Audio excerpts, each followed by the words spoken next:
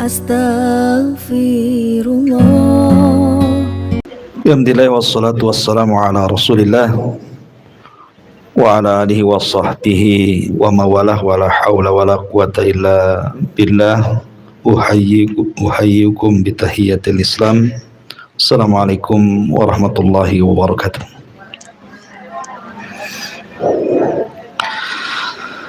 Alhamdulillah, kita kembali bisa duduk untuk bertalabul ilmi, dan kita lanjutkan kajian kita masih membahas kitab Tauhid karya Syekh Muhammad bin Abdul Wahhab, dan kita masuk pada bab yang ke-14, al-istighatsah, dan berdoa kepada selain Allah. Di sini mu'allif rahimahullah ta'ala tidak menyebutkan hukumnya, karena istighatsah dan berdoa itu ada yang dibolehkan, ada yang tidak dibolehkan. Cuman ada perbedaan antara istighatsah dengan doa. Di antara perbedaannya, kalau doa itu umum, dalam kondisi senang atau dalam kondisi sulit, maka kita boleh berdoa kepada Allah Azza wa Jalla.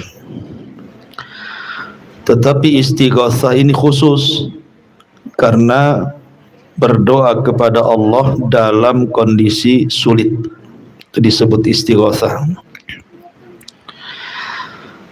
Kemudian doa tidak boleh diarahkan kepada selain Allah. Doa tidak boleh diarahkan kepada selain Allah, karena doa itu ibadah. Kalau istighatsah itu boleh, karena istighatsah itu artinya thalabul ghauts, meminta pertolongan, meminta perlindungan. Dan meminta perlindungan kepada orang yang hidup, yang masih hadir dan bisa menolong, itu tidak mengapa. Tetapi kalau berdoa tidak boleh diserahkan dan diarahkan kecuali kepada Allah Subhanahu wa ta'ala. Kemudian yang ketiga, secara umum istighatsah ini berkaitan dengan masalah rizki, berkaitan dengan masalah talabu rizki, meminta rizki. Tetapi kalau doa itu mencakup semuanya, tidak mesti berbentuk rizki, tetapi semua yang dihajatkan manusia kita dianjurkan meminta kepada Allah Subhanahu wa ta'ala. Baik, itulah perbedaan istighatsah dengan doa. Di sini pengarang mencantumkan beberapa dalil dari Al-Quran dan juga hadis Nabi sallallahu alaihi wasallam tentang larangan seseorang beristighatsah, memohon keselamatan dari perkara-perkara yang menyulitkan, dan juga berdoa kepada selain Allah Subhanahu wa ta'ala, dan keduanya dianggap melakukan kesyirikan. Jadi kalau seandainya seseorang memohon keselamatan kepada juru selamat selain daripada Allah, atau berdoa diarahkan kepada selain daripada Allah Subhanahu wa ta'ala, maka dia telah melakukan kesyirikan. Di antara dalilnya di sini dicantumkan dalam surah Yunus ayat 106 sampai 107. Wala tad'u min dunillahi ma la yanfa'uka wa la yadurruk, fa in fa'alta fa innaka idzan minadh dhalimin. Wa iyamsaska Allahu bidurrin fala kashifa lahu illahu wa yuridka bi khairin fala radda li fadlihi yusibu bihi man yasha min ibadihi wa huwal ghafurur rahim. Janganlah kamu menyembah apa-apa yang tidak memberi manfaat dan tidak pula memberi mudarat kepadamu selain daripada Allah. Jika kamu berbuat demikian, sungguh kamu termasuk orang-orang yang zalim. Maksud zalim di sini orang musyrik. Jadi orang yang berdoa dan meminta kepada selain Allah, padahal selain Allah itu tidak bisa mendatangkan manfaat ataupun mencegah madarat, maka Allah katakan idzan minadh zalimin. Kalau begitu engkau termasuk orang yang menyekutukan Allah. Jadi makna zalim di sini artinya syirik. Makanya Luqman Al-Hakim mengatakan inna syirka la zulmun azim. Sungguhnya kesyirikan itu kezaliman yang sangat besar. Kemudian Allah mengatakan, jika Allah menimpakan sesuatu madarat kepadamu, maka tidak ada yang dapat menghilangkan madarat itu kecuali Allah. Dan jika Allah menghendaki kebaikan kepadamu, maka tidak ada yang dapat menolak kebaikannya. Dia memberikan kebaikan itu kepada siapa yang dikehendaki dari hamba-hambanya, dan dialah yang maha mengampuni lagi maha penyayang. Perhatikan di sini pendalilan ayat ini. Pertama di sini ayat pertama, janganlah kita berdoa kepada selain Allah. Karena selain Allah itu tidak mungkin mendatangkan manfaat, tidak pula mencegah madarat. Seperti umpamanya seseorang berdoa kepada kuburan-kuburan yang dikeramatkan atau tempat-tempat yang dikelinikkan, atau kepada hal-hal yang sifatnya digaibkan, meminta kepada mereka atau kepada berhala-berhala, kepada tangkal-tangkal, kepada jimat-jimat, kepada dukun-dukun, meminta kepada mereka sesuatu yang mereka tidak sanggup mendatangkan manfaat dan juga mencegah madarat. Berarti kalau kita meminta kepada perkara-perkara tersebut, kita jatuh kepada kesyirikan. Kenapa? Karena zat selain Allah itu tidak bisa mendatangkan manfaat, apalagi mencegah madarat. Seperti umpamanya datang ke kuburan, ibu punya sakit ingin sembuh, sudah datang ke dokter, sudah dioperasi, sudah diobati, tapi tidak kunjung sembuh. Akhirnya datang ke kuburan untuk supaya menghilangkan penyakitnya. Tidak bisa. Kuburan itu tidak bisa menghilangkan penyakit. Karena yang mendatangkan penyakit Allah, yang mengobati juga Allah. Makanya Nabi Ibrahim mengatakan wa idza maridtu fahuwa yashfin, apabila aku sakit Allah yang akan menyembuhkanku. Atau menghilangkan sial, meminta di lautan. Kayak kemarin itu kan ada ritual tuh, di mana itu? Di laut mana tuh? Malam-malam lagi ya, jam 1 suruh nutup mata, tahu-tahu mati, ya kan, digulung ombak. Gimana coba ritual di tengah lautan? Walaupun pengakuannya yang dibaca di situ ayat-ayat Quran, ayat-ayat kursi. Lah kok buang sial kok dilautin, gimana ceritanya? Ya, kalau ingin seseorang itu terhindar dari kesialan, berdoa kepada Allah. Dan tidak ada tempat untuk mendekatkan diri kepada Allah yang lebih dekat melebihi masjid. Karena masjid itu disabdakan Rasul sebaik-baik tempat. Kan Rasul SAW ditanya, Rasul sebaik-baik tempat itu apa? Dan seburuk-buruk tempat itu apa? Maka Rasul menjawab, khairul makan masajiduha wa aswaul makan aswakuha. Sebaik-baik tempat adalah masjid-masjid Allah, seburuk-buruk tempat adalah pasar-pasarnya. Jadi ngapain kalau ingin baca Quran di masjid sajalah. Ngapain buat-buat ritual di pinggir pantai, akhirnya 11 nyawa melayang coba tanpa nggak ada kejelasan. Kalau seandainya Ya kalau seandainya ya kita tidak tahu maksud orang itu, ritual itu maksudnya apa. Tapi kalau seandainya mereka yang melakukan ritual itu melakukan kesyirikan dengan meyakini bahwa ada sebagian penunggu laut di situ itu perlu dipersembahkan sesuatu kepada mereka, seperti yang ma'ruf terjadi kan di beberapa tempat itu yang terkadang memberikan sesajen ke lautan gitu ya kan, membuang sial gitu ya. Kalau sampai itu terjadi kemudian meninggal kan kasihan, akhirnya meninggal di atas kesyirikan tuh jadinya. Dan orang yang meninggal di atas kesyirikan itu sudah jelas hukumnya gitu ya. Allah Subhanahu wa taala mengatakan la in asyrakta la yahbatanna amaluka wa la takunanna minal khasirin. Kalau engkau melakukan kesyirikan, kata Allah, hancur lebur amalanmu dan engkau termasuk orang-orang yang merugi. Dan Allah mengatakan innallaha la yaghfiru an yushraka bihi wa yaghfiru ma duna dzalika liman yasha. Allah tidak akan mengampuni dosa siapapun yang menyekutukan Allah, dan Allah hanya mengampuni dosa selain itu. Coba bayangkan kalau mereka melakukan kesyirikan, ya, membuang sial di tengah-tengah di pinggir laut gitu ya, untuk penghuni laut, atau ada keyakinan lain gitu ya. Lain kalau seandainya mereka hanya main-main di situ, hanya main-main saja, ngilangi stres gitu, tengok lautan kemudian digulung laut, nah itu lain hukumnya. Tapi kalau meninggalnya dalam acara ritual tertentu ya, yang terkandung unsur kesyirikan, ini kan kasihan meninggalnya.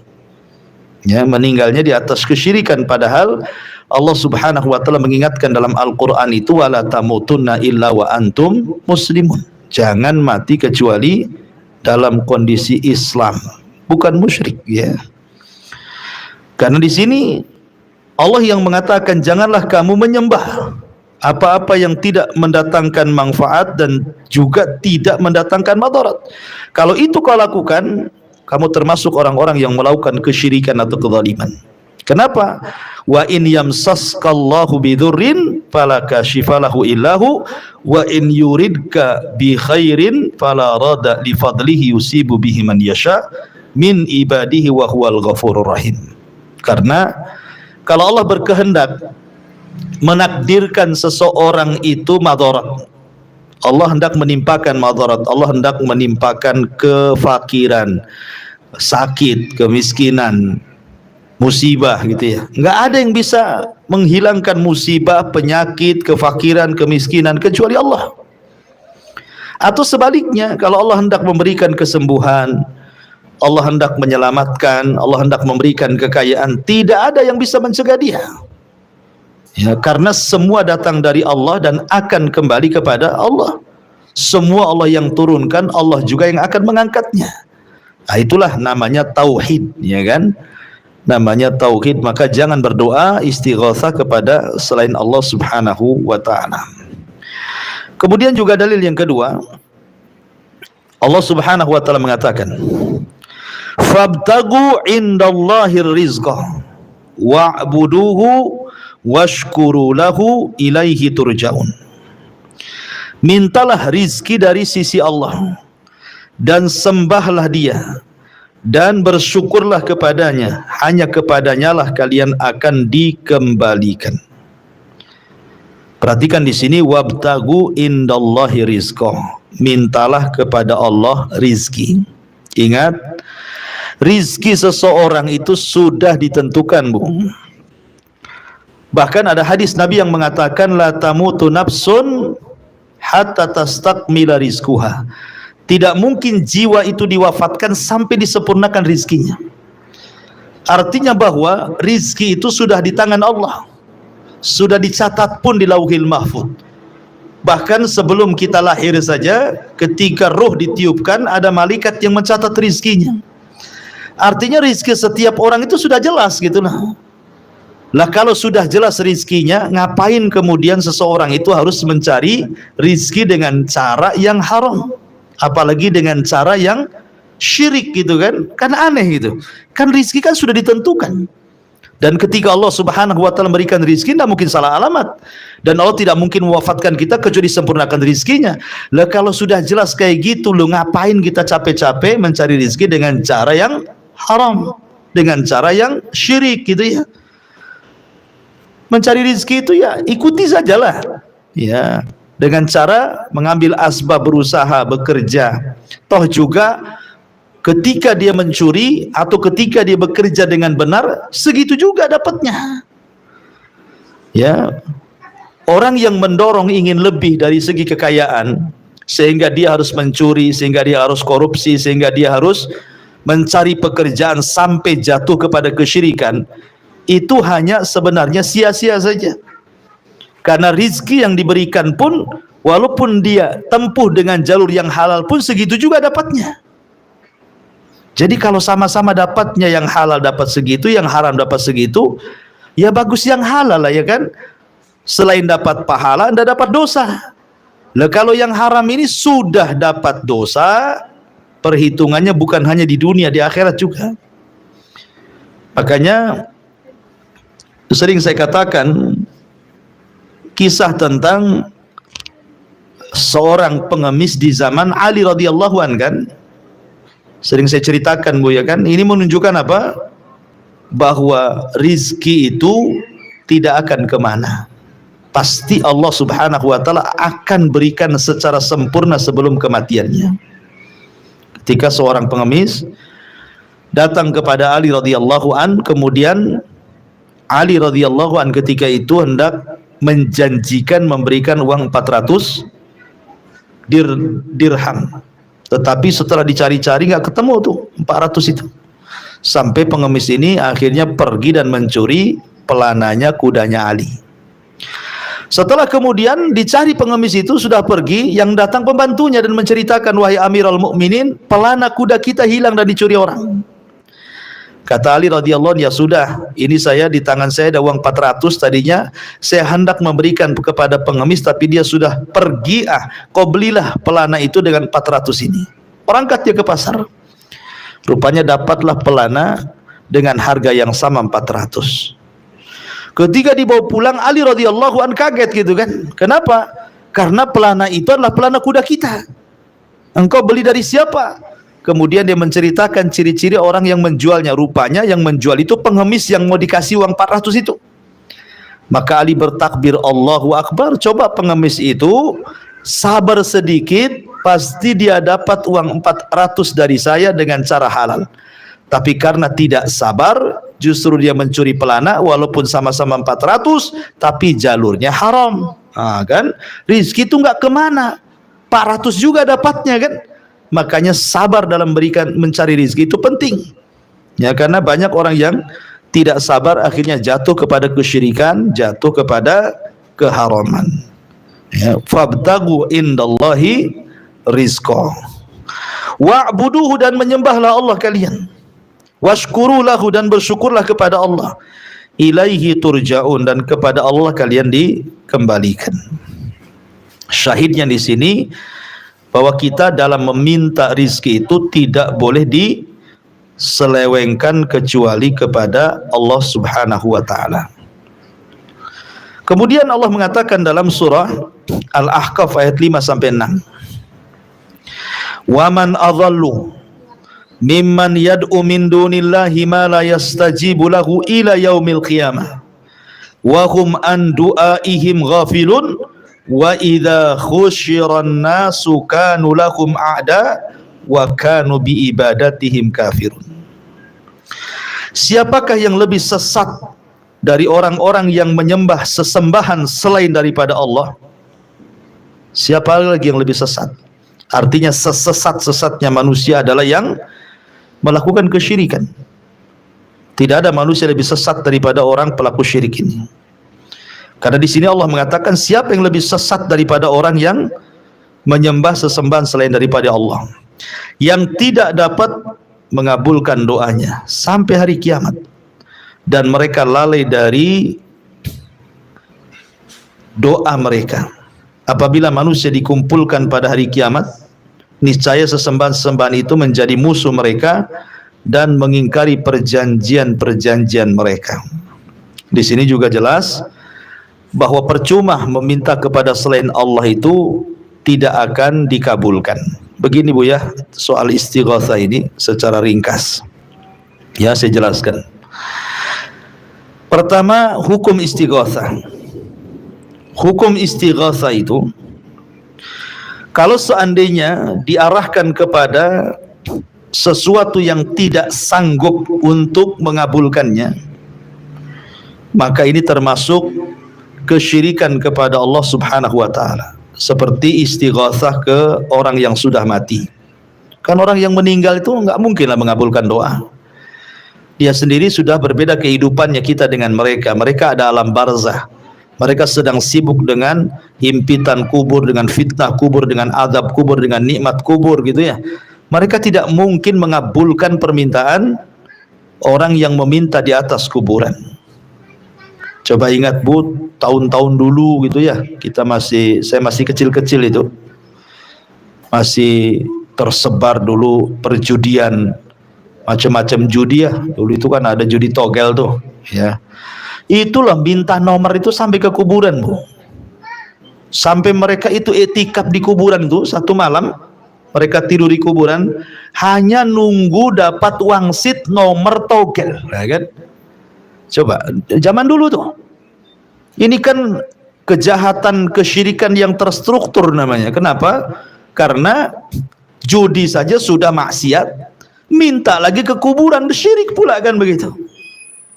Ya, jadi tidak boleh seseorang itu meminta kepada orang yang sudah meninggal karena mereka tidak sanggup mengabulkannya. Ataupun kepada orang yang gaib, kepada zat yang gaib, kepada orang yang gaib, minta kepada malaikat, minta kepada jin gitu ya. Atau minta kepada orang yang tidak ada.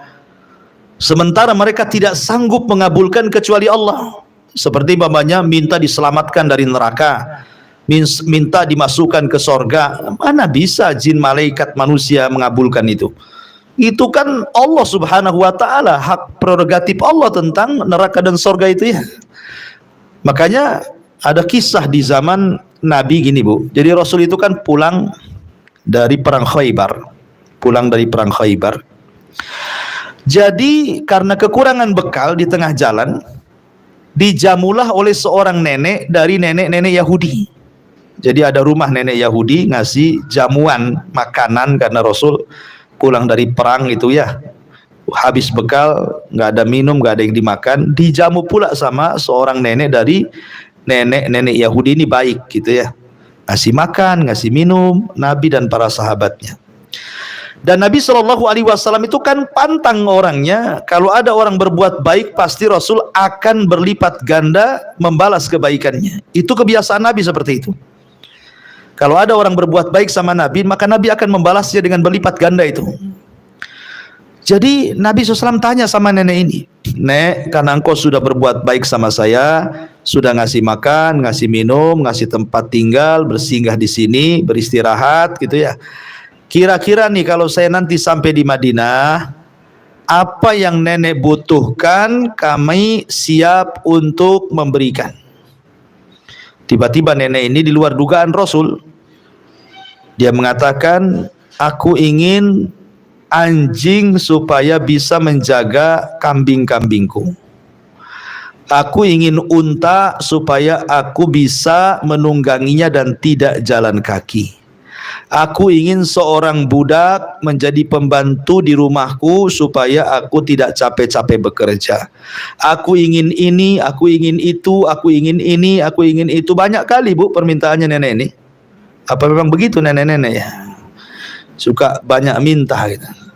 Jadi heranlah sahabat ini, masa ngasih makan saja, ngasih minum, singgah di situ sebentar, kemudian Nabi SAW menjanjikan akan membalas kebaikannya, kok mintanya macam-macam Bu? Wah, saya juga mau kalau gitu Bu ya. Ibu singgah aja di rumah saya, nanti saya kasih makan, kasih minum, kasih nginap semalam.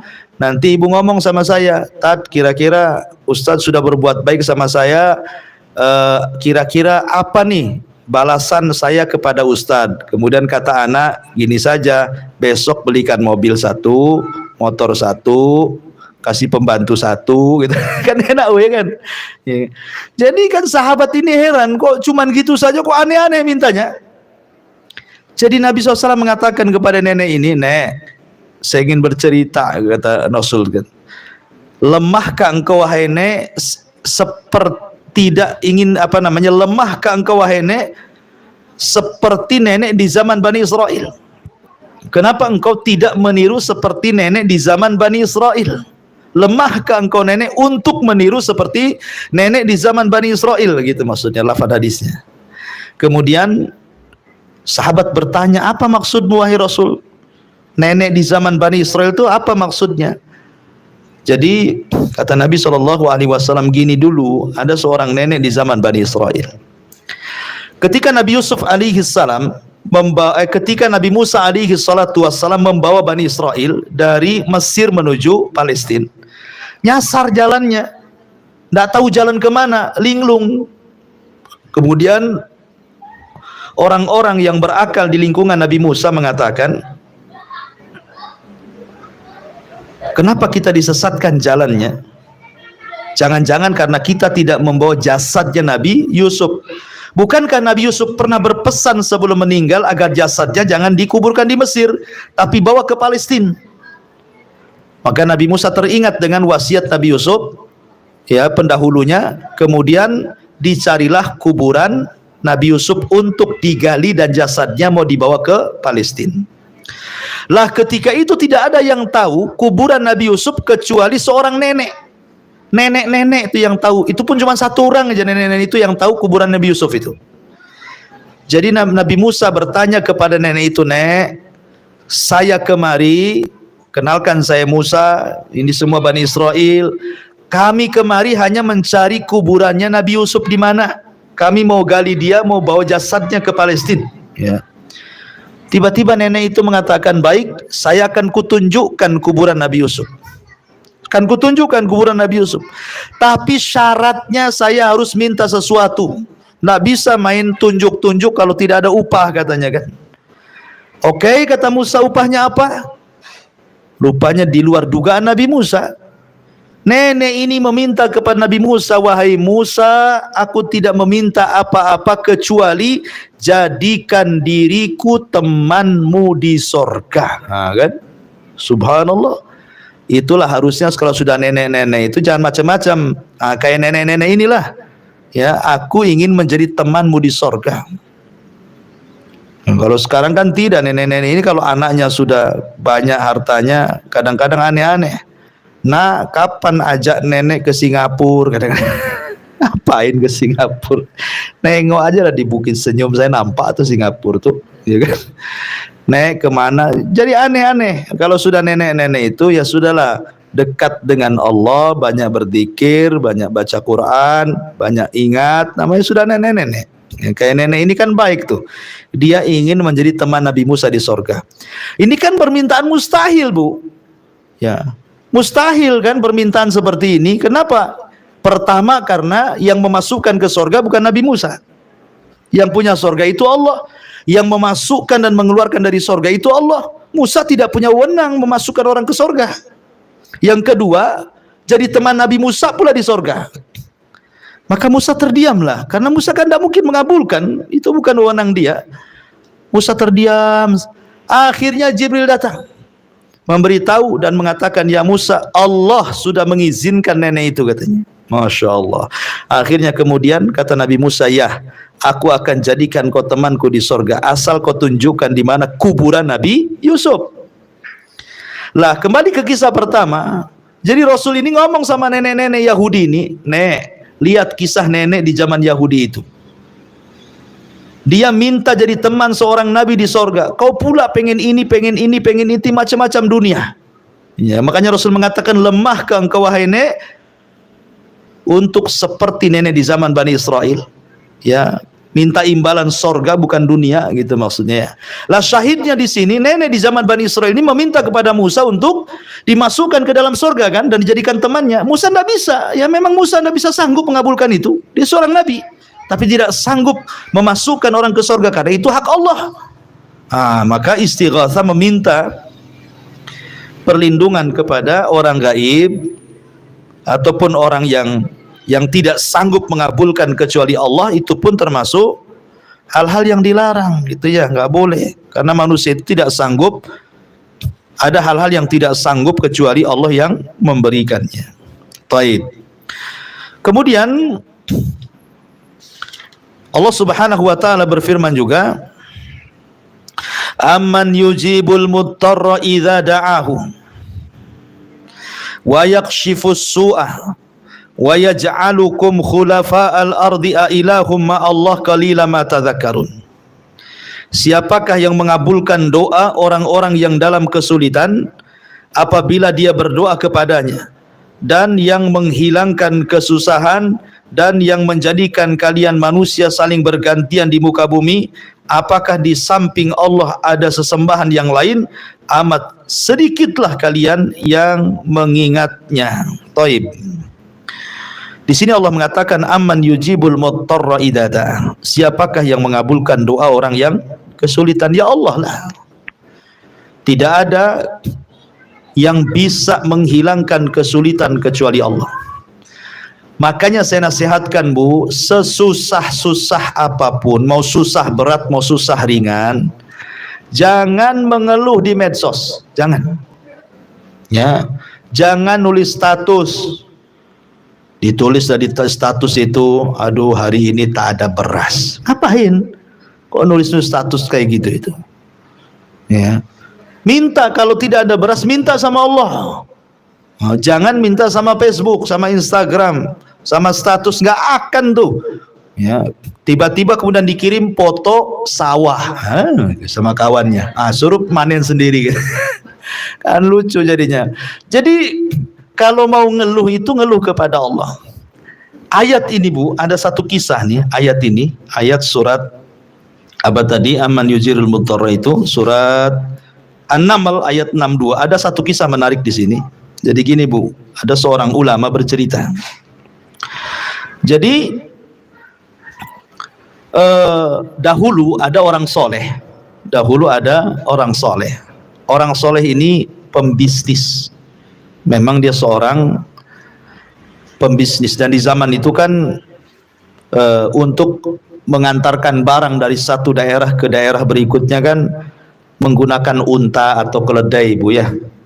Kalau di zaman sekarang ya kan sudah ada kargo, ya kan, ada bisa pakai pesawat, bisa pakai kapal. Kalau di zaman sekarang kan, terus di zaman sekarang kan yang jasa-jasa antar barang ke daerah-daerah, bahkan ke antar negara saja sudah banyak di zaman sekarang, ya. Jadi zaman itu kalau mau berniaga gitu ya, maka nanti akan mencari orang yang memang biasa pengguna jasa pengantar barang. Ya, diangkutkan ke unta, diangkutkan ke keledai gitu ya, kemudian diantar kemana tempat yang mau diantar. Jadi orang soleh ini, karena dia memang seorang bisnismen, suka mengantar barang dari satu daerah ke daerah berikutnya. Kemudian dia mencari orang yang bisa mengantar barangnya. Rupanya ada orang yang siap mengantar barang. Lah, orang soleh ini tidak curiga sama orang ini. Ya, setelah deal-dealan harga, oke, aku bawa barangmu dari sini ke sana sekian harganya gitu kan. Deal katanya. Oke, kemudian dibayar.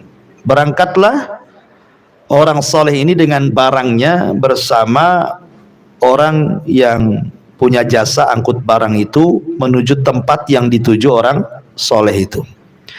Rupanya jalannya itu aneh, Bu. Biasa jalan yang dilalui kan jelas gitu ya. Tapi dia pula jalannya ke jalan yang tidak biasa dilalui. Justru masuk ke tengah padang pasir. Curigalah orang soleh ini dan mengatakan, kenapa kamu kok jalannya bukan jalan yang biasa dilalui? Kata jasa pengangkut barang ini, dia mengatakan, inilah jalan yang paling dekat kepada tujuan. Mungkin jalan, bahasa kitanya di jalan pintas lah. Di sini jalan pintas. Kalau lewat jalan yang biasa dilalui takut lama, makanya kita lewat jalur pintas saja. Ya nggak curiga lah. Berangkat, rupanya sampai di tengah padang pasir. Ini orang soleh ini sepanjang jalan melihat banyak tulang-tulang belulang manusia. Ada tulang kaki gitu ya, ada tulang tangan, ada tengkorak gitu. Mulailah merinding dia. Ini mau dibawa kemana saya ini katanya kan. Akhirnya di tengah padang pasir dia pun menyetop orang itu dan mengatakan, sebaiknya kita pulang saja, nampaknya kita tersesat katanya. Dia mengatakan tidak, kita tidak tersesat. Kamu tahu nggak siapa saya katanya. Kata tukang jasa angkut barang ini mengatakan, kamu tahu nggak siapa saya? Saya adalah perampok padang pasir katanya. Wow, mendengar perampok padang pasir, kemudian dia menghunus pedangnya dan hampir membantainya. Dia mengatakan, baik kalau begitu, sebaiknya kau jangan bunuh aku. Kalau engkau ingin mengambil semua barangku, ambil, tetapi lepaskan aku. Ambil semua barangnya, tapi jangan kau bunuh aku. Apa kata perampok ini? Semua orang yang kurampok barangnya ngomongnya sama kayak kamu. Tapi tetap saya tidak akan lepaskan dia, ku bunuh juga dia. Akhirnya orang soleh yang punya barang ini mengatakan, oke, kalau memang itu tidak ada jalur lain kecuali ku akan membunuhku, maka berikanlah beberapa menit agar aku bisa berwudu dan sholat 2 rakaat. Akhirnya diberikan waktu berwudu dan sholat 2 rakaat. Setelah dia berwudu kemudian sholat 2 rakaat, namanya sholat habis sholat mau dibunuh, bukan bacaannya nggak jelas tuh kan Bu.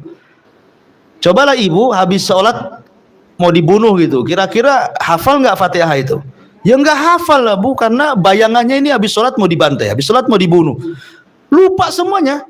Takbiratul Allahu Akbar bingung, iftitah sholat nggak hafal, Fatihah nggak hafal, surat-surat pendek nggak hafal, malah dia melamun dalam sholatnya.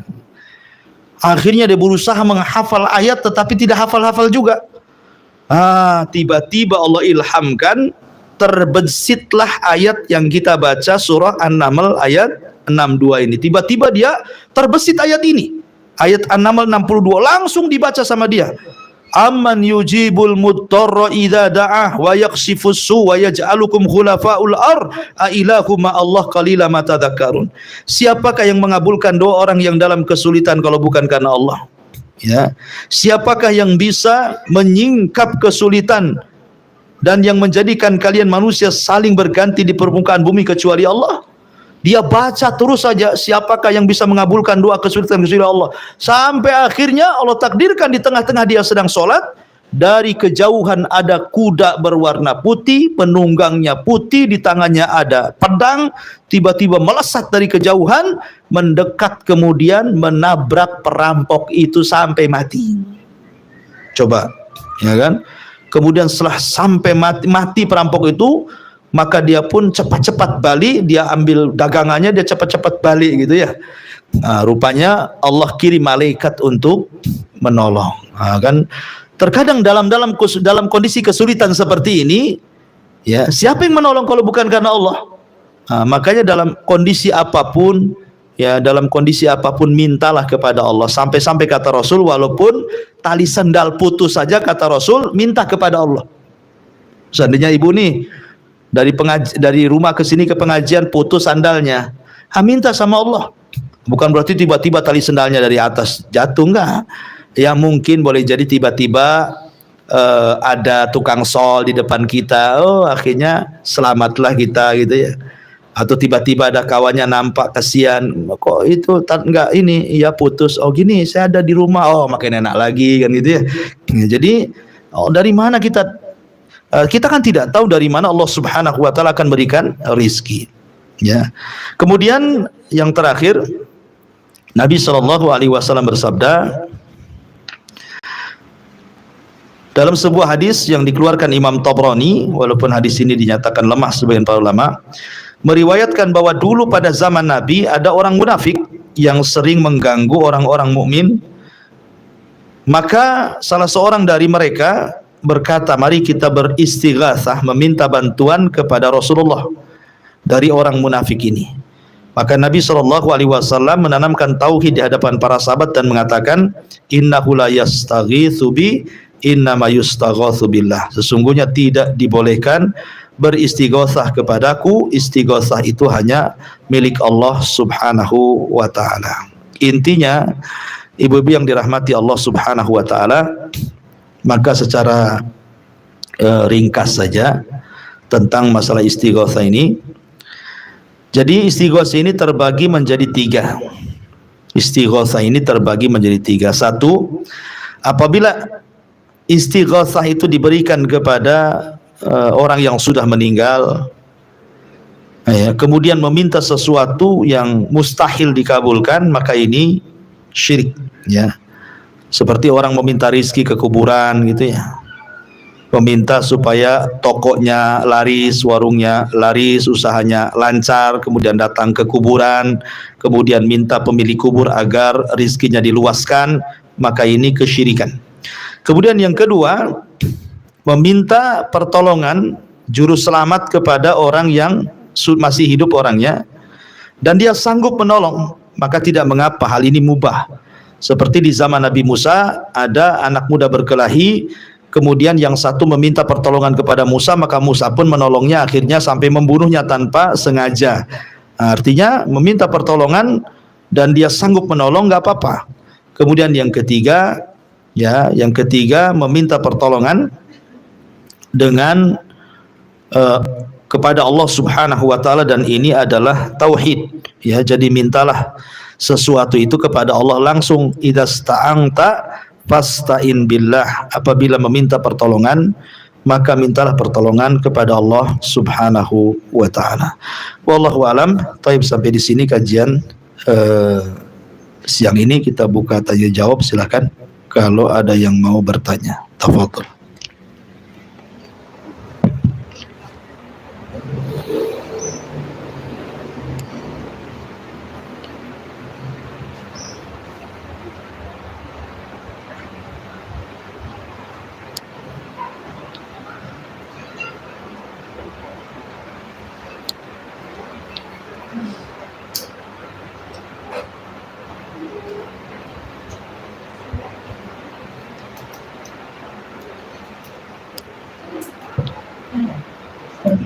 Bismillahirrahmanirrahim. Assalamualaikum warahmatullahi wabarakatuh. Afwan Ustaz, saya ingin bertanya, mungkin ini dua tema, tepatnya di bab kalau nggak salah Tamruyah dan Tamimah gitu. Ini ada dua peristiwa, tapi sebenarnya konklusinya sama gitu. Dulu waktu masih kuliah, anak punya teman gitu, dia jauh dari orang tuanya, jadi dia di perutnya itu ada tangkal kayak bulungan kain hitam. Terus anak tanya, kok masih pakai ini gitu. Oke. Terus dia bilang, aku nggak percaya ini, aku cuma menyenangkan hati orang tuaku. Terus peristiwa yang kedua, waktu anak sudah bekerja, anak punya teman, dia dalam waktu itu kondisi hamil gitu. Jadi dia bawa kayak teliti, kayak jarum, kayak gunting. Terus anak tanya, kok pakai itu? Janganlah. Sempat melarangkan. Aku nggak percaya dengan ini, tapi macam mana lah orang-orang tua-tua dulu seperti ini gitu. Sebenarnya aku tidak percaya sama sekali. Itu peristiwa seperti itu tuh bagaimana tanggapan agama kita tentang orang yang dia satu pihak dia masih memakainya, tapi dia secara hati meninggalkannya gitu. Iya, itu sebenarnya kontradiktif ya Om ya.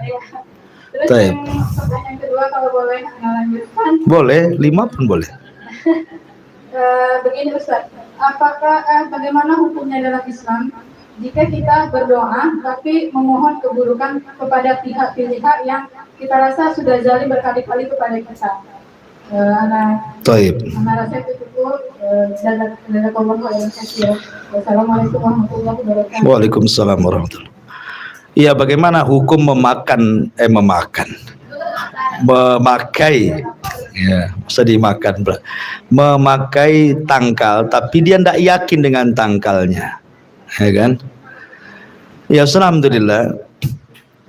Kalau itu bentuknya perhiasan kayak cincin gitu kan, tapi bukan emas lah bagi laki-laki, namanya batu aki gitu kan. Karena ada tuh laki-laki suka pakai batu aki gitu kan. Kalau memang hanya untuk perhiasan saja, hiasan tangan dan biasa laki-laki pakai itu, tidak masalah. Ya. Tapi kalau bentuknya bentuk tangkal gitu, kayak tadi kasusnya kan ada teman ibu di perutnya dikasih benang, kemudian alasannya kok kamu pakai, kemudian dia mengatakan nggak enak dengan orang tua. Ini nggak boleh karena membiarkan kemungkaran namanya. Kalau dia sudah tidak yakin, ngapain pakai? Sudah nggak yakin kok masih dipakai. Kalau alasannya kan menghormati orang tua, berarti dia masih membiarkan orang tua itu dalam keyakinannya yang mengandung kesyirikan tadi. Harusnya dia nasihati ya orang tuanya itu, nggak usah dipakai gitu kan. Nah, karena kalau masalah urusan akidah itu, kita tetap minimalnya walaupun orang lain belum bisa meninggalkan, tapi kita harus meninggalkan. Kita yang harus meninggalkan. Kemudian orang lain kita berdakwah supaya meninggalkan jimat-jimat itu. Kalau enggak ya memang hidayah milik Allah. Tapi jangan pula ada di badan kita ini yang nempel-nempel dari jimat-jimat itu. Walaupun kita nggak yakin. Karena Nabi Shallallahu Alaihi Wasallam pernah marah kepada orang yang membawa gelang di tangannya. Kemudian kata Rasul, untuk apa ini? Dia mengatakan untuk menghilangkan sial dan kelemahan. Kata Rasul, cabut. Karena itu tidak menambah kecuali kelemahan. Kalau diam, kalau engkau mati sementara gelang itu masih ada di tanganmu, kau nggak akan selamat, kata Nabi. Ya, maka sebagai sadud dari'ah namanya ya. Sadud dari'ah itu artinya menjaga-jaga. Ya, sesuatu yang mengarahkan kepada kesyirikan, maka sesuatu itu dihindarkan. Kalau bisa jangan memakai perkara-perkara tersebut, karena itu wasilah menuju kepada kesyirikan. Takutnya awalnya nggak yakin, lama-lama yakin, nah, gitu maksudnya ya. Wallahu a'lam. Kemudian pertanyaan yang kedua, lupa tadi saya apa tadi. Yang kedua apa tadi? Berdoa keburukan kepada orang yang menzalimi. Boleh tidak berdoa keburukan kepada orang yang berbuat jahat. Kasus mendoakan keburukan ini terjadi juga pada Nabi. Di dua kasus. Ada yang dikabulkan, ada yang tidak dikabulkan. Kasus pertama ketika Rasul sujud di hadapan Ka'bah, kemudian ada seorang laki-laki namanya Uqbah bin Mu'aid meletakkan salah jazur, kotoran unta di punggung Nabi dan Nabi sedang sujud. Kemudian setelah sholat, Nabi marah, kemudian Nabi mengutuk mereka dengan mendoakan keburukan. Allahumma al'an fulan, Allahumma al'an fulan, ya Allah laknati si fulan, laknati si fulan. Dan Allah kabulkan laknatnya. Di perang Badar, semua orang yang menghinakan Rasul mati semua.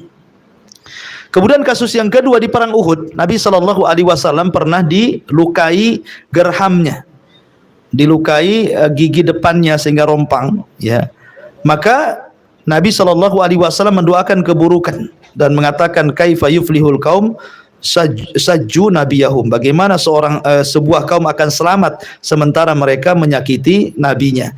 Kemudian Rasul berdoa kecelakaan dalam kunut witir kepada orang yang melukai dirinya, tetapi Allah tidak kabulkan dan Allah malah turunkan ayat laisa, gimana ayatnya,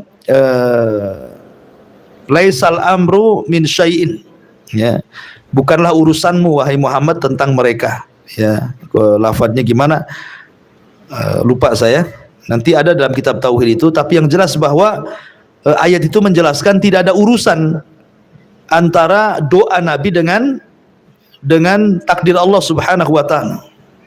Karena buktinya orang-orang yang menyakiti Rasul itu di perang Uhud rupanya masuk Islam, tiga-tiganya itu yang dilaknat Rasul, dan baik Islamnya, ya kan? Maka hukum apakah kita boleh mendoakan keburukan kepada orang yang sudah menyakiti kita? Boleh-boleh saja, tetapi disesuaikan dengan kadar keburukan yang dia timpakan kepada kita, walaupun sebaiknya dimaafkan jauh lebih baik lagi. Wallahu a'lam.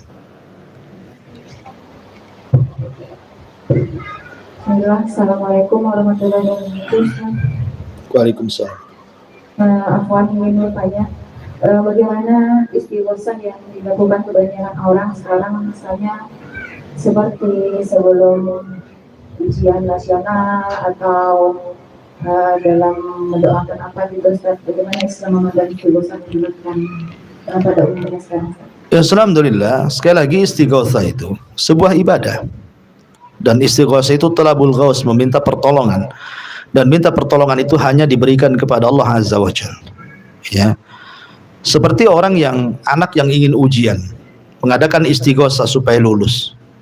Kalau dia nggak belajar, nggak akan lulus. Ya, istighatsah itu tidak menjadikan orang cerdas. Istighatsah itu kan pertolongan Allah gitu. Sebenarnya kalau ingin lulus jangan istighatsah lah. Suruh belajar rajin-rajin supaya dia bisa menjawab soalan. Insya Allah lulus walaupun nggak istighatsah. Ya, jadi selama istighatsah itu diberikan kepada Allah Subhanahu wa taala dan tidak ada acara-acara yang mengarahkan kepada hal-hal yang menyelisih sunnah atau sampai kemudian mempersembahkan ritual ke kuburan, ke lautan, ke gunung, ke lembah, gitu ya. Memang murni berdoa kepada Allah istighatsah, minta pertolongan karena dalam kondisi ibu kesulitan makanan, karena kan istighatsah itu kan berkaitan dengan mencari keselamatan. Ya, orang itu lagi kesulitan, lagi kepayahan, orang itu lagi sakit, kekurangan ekonomi gitu ya. Dan ingin supaya kekurangan ekonominya, kesulitannya dihilangkan, sakitnya disembuhkan, kemudian dia berdoa kepada Allah, itu disebut istighatsah. Ya. Meminta supaya dihilangkan kepada Allah Subhanahu wa taala kesulitannya.